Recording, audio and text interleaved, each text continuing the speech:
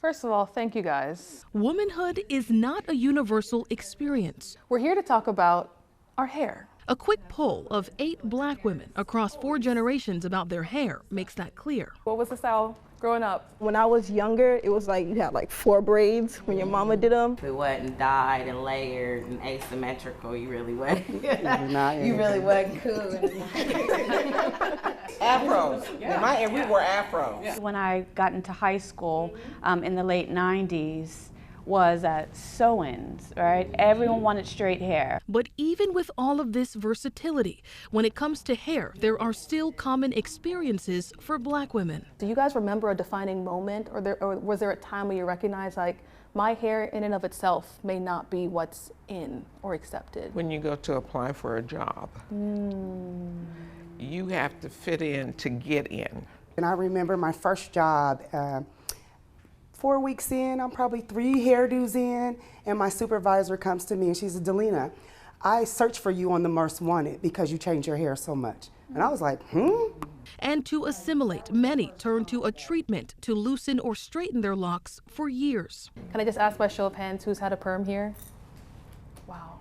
And can I clarify, are we talking a perm or a relaxer? Because those are 2 different things, right? You're right. So I guess a relaxer. I know sometimes we use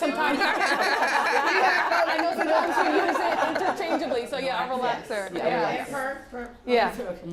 Yeah. Every single. I mean, I'm the anomaly. Most Black women have had a relaxer at some point in their life. Starting at 8. And now health concerns are turning many of those women off. 2013, I decided there was no more relaxers for me. It's because my first cousins, we've all been getting relaxers since 8 and 9 years old. And all of the females that I just named all have fibroid tumors.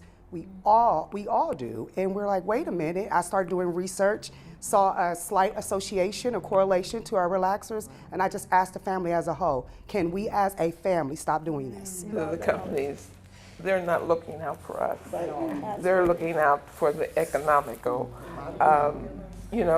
they're looking for that. What does accountability look like? What should it look like? We as Black women are an economic force. These companies are run by multimillionaires.